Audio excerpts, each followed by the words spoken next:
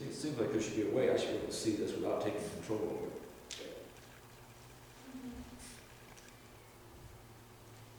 We're going to continue on in the book of John. And as I got into the passage today, we're picking up right where we left off last week. We left off at verse 5, and we talked about the light of the world and Jesus being the light and being the Word. And so then the next thing that John goes to, the next character, actually it's the very first character that he talks about. The person by the name of John.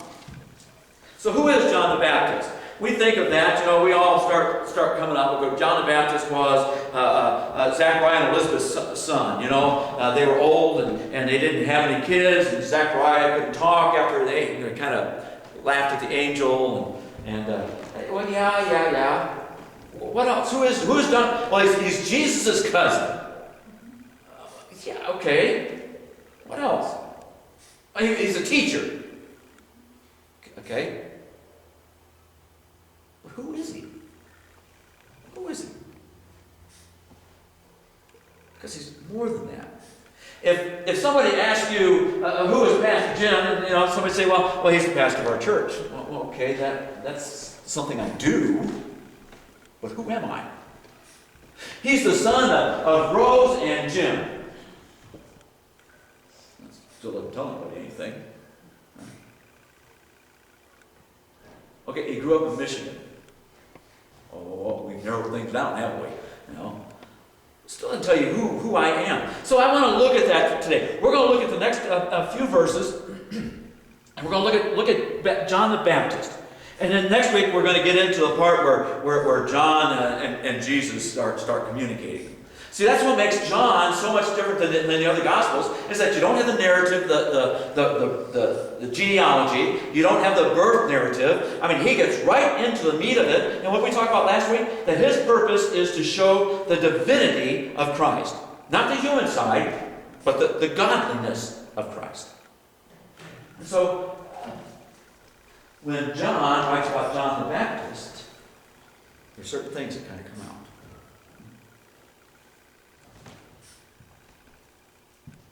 So we're going to look at the NIV, and then we're going to look at the Message. So we're going to flip those verses. Because there were a couple things in the Message that I thought were really nice. John 1, verse 6 and 7, on the NIV. There was a man sent from God whose name was John. Now think about that. No genealogy, nothing about the birth narrative, nothing about Zachariah and Elizabeth, nothing. John starts off by saying, there was a man sent from God. That should tell you how important John the Baptist really was. When we think about the narratives, how many people do you actually remember out of the Gospels? There's certain stories that we remember.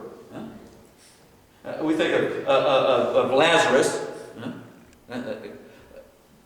We think of his sisters. What were their names? Mary and Martha. Okay. So we've got those. But once you get past that, we get farther and farther. They're just characters that are there. He raised some lady's son from the dead. He took care of a guy who was crazy and lived among the tombs. One of the most important characters that there was John the Baptist. And his character was very short-lived. He was a man sent from God, whose name was John. He came as a witness to testify concerning that light. The light that we talked about in the first couple verses, about Jesus. So that through him all might believe. Wow. Who was John the Baptist? John the Baptist was somebody sent by God to do what? To witness and testify concerning Jesus Christ, Jesus the Christ. Christ is the last name. We just kind of run those together, don't we? To testify about him, so that through him, through John the Baptist, all might believe. John knew that something was happening, something was coming, far greater than he ever could be. That the light that was going to be shown for everyone to see was a spectacular light.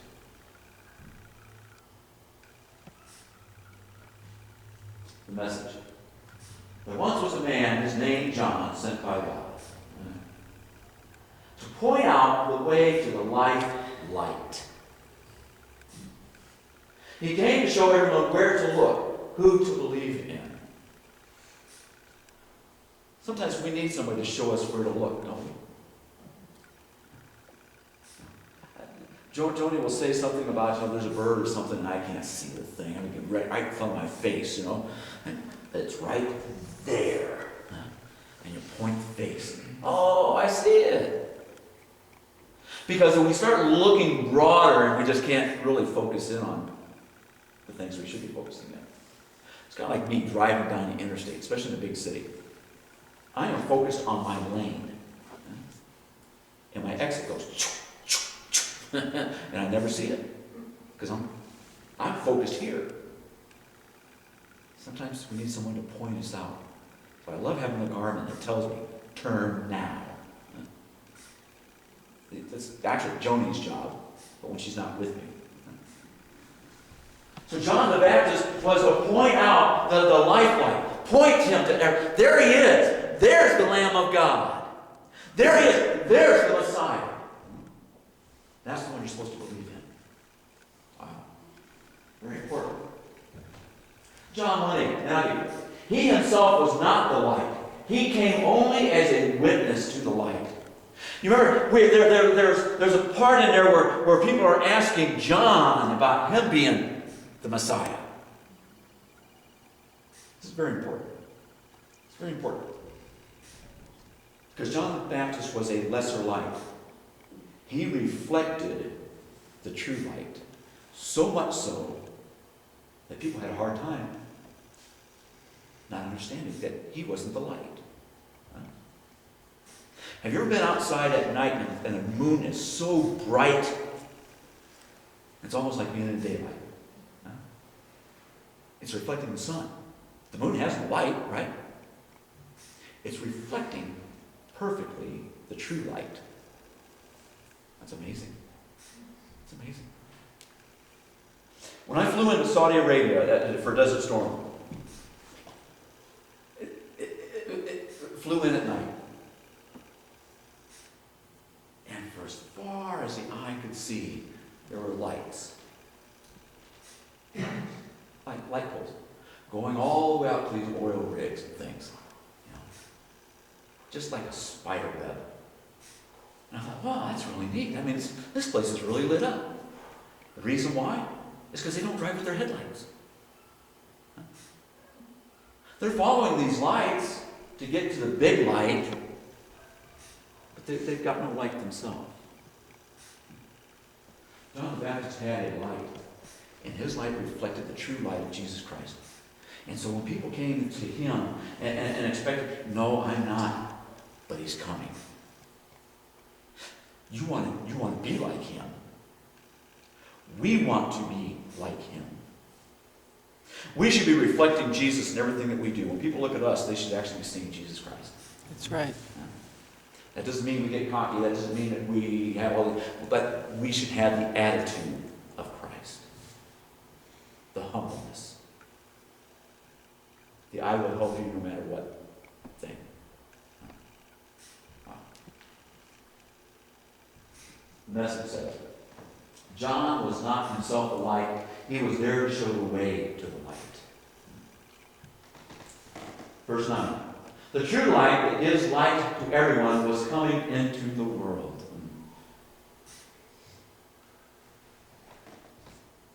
The message.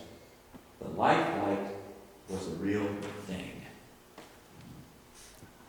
Every person entering life, he brings into light. With John using this light, I really like that. You ever try to grow something with no light? Ever try to live with no light? They've done studies where people in Alaska can't handle that, and they have these lights that put off the same waves that the sun does, right? Elisa hated it up there during that time frame. I panic in total darkness. You put me in a cave and shut those lights off? That's claustrophobic to me. Wow. Jesus Christ is the light. We talked about that. The light drives darkness away. Darkness cannot drive light out. It can get as dark as it wants to. As long as the light's burning, don't mean a thing. The light was a real thing. Wow. 10:11. He was in the world, and though the world was made through him, the world did not recognize him. He came to that which was his own, but his own did not receive him. Jesus Christ made the world. Through him, nothing was made that has been made. Right? And yet his people did not even recognize him.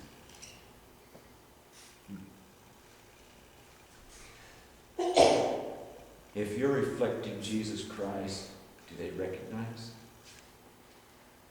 Or are they seeing you? I've had people tell me before. I've had people tell me two things. I knew you were a Christian because of your actions. You're a Christian? Well, two things. I prefer the first one. When they have to question my actions that you're a Christian, then I've done something wrong. Not once do they question whether Jesus Christ, do we question that he's the Christ? No.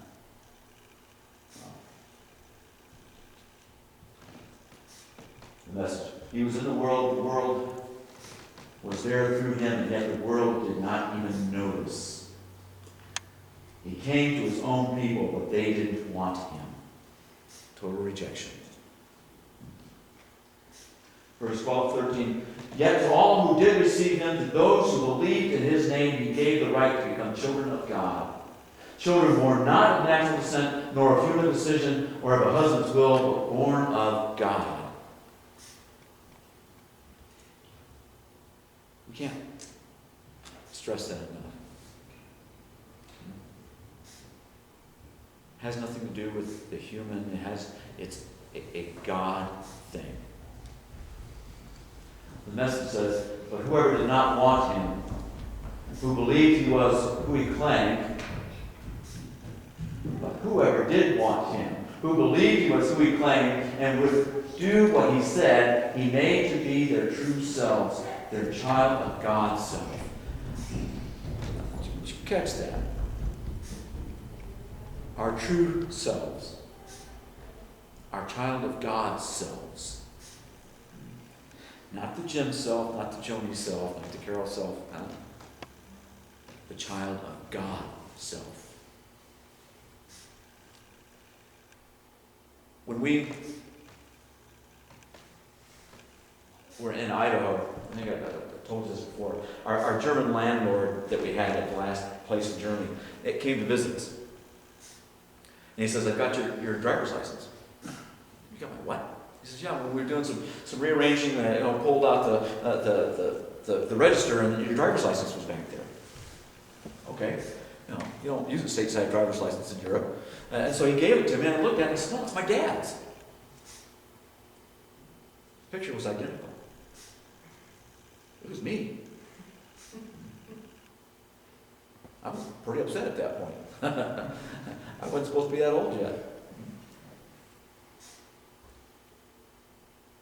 Who are we reflecting?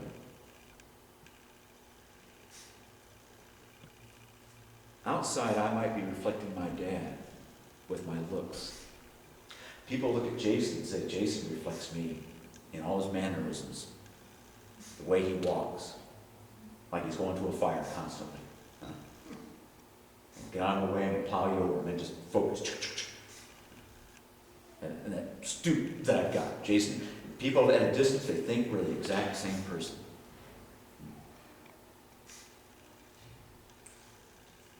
I'd much rather have people believe that it's Jesus walking in front of them. Actions. Actions. Child of God selves. These that are God begotten, not blood begotten, not flesh begotten, not sex begotten, but are begotten by God. They are God's. John 1:14. The Word became flesh and made his dwelling among us. We have seen his glory, the glory of the one and only Son, who came from the Father, full of grace and truth. And the Message says, the Word became flesh and blood and moved into thy neighborhood. That's the best part. The Word became flesh and blood and moved into the neighborhood. We saw the glory with our own eyes, the one-of-a-kind glory, like Father, like Son, generous, inside and out, true from start to finish. Take nothing else away today. Take that verse away out of the Message. That's a fantastic verse. I want Jesus to move into my neighborhood. How do I do that? It's by me reflecting him. I reflect him, he moves into the neighborhood. They should be able to see with their own eyes the one-of-a-kind glory that can only be through the Son of God. Being reflected in him. Generous, inside and out, true from start to finish. Last couple verses.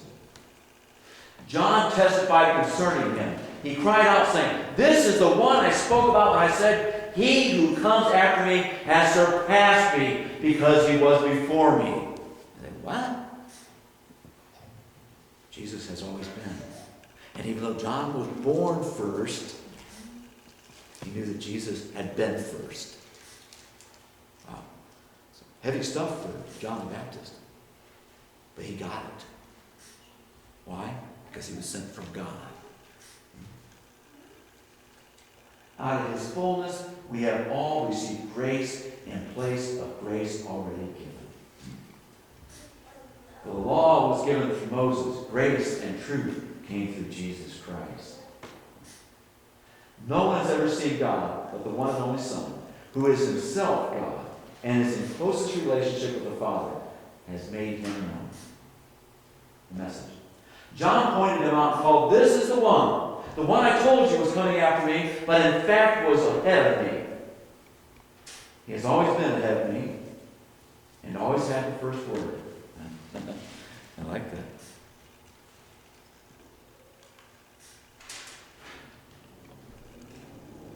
Let's see if we get back to it. We all live off his generous bounty, gift after gift after gift. We got the basics from Moses, and then this exuberant giving and receiving, this endless knowing and understanding. All this came through Jesus, the Messiah. Moses was a great starting point. But Jesus finished it. Moses is grade school, junior high, and high school. Jesus is college. Huh? Jesus is the doctrine. He's telling us this is the way. This is the truth. You can get to it. Don't let anybody tell you anything different. No one has ever seen God, not so much as a glimpse. This one-of-a-kind God expression who exists at the very heart of the Father has made him plain as day, reflecting God the Father. So who's John the Baptist?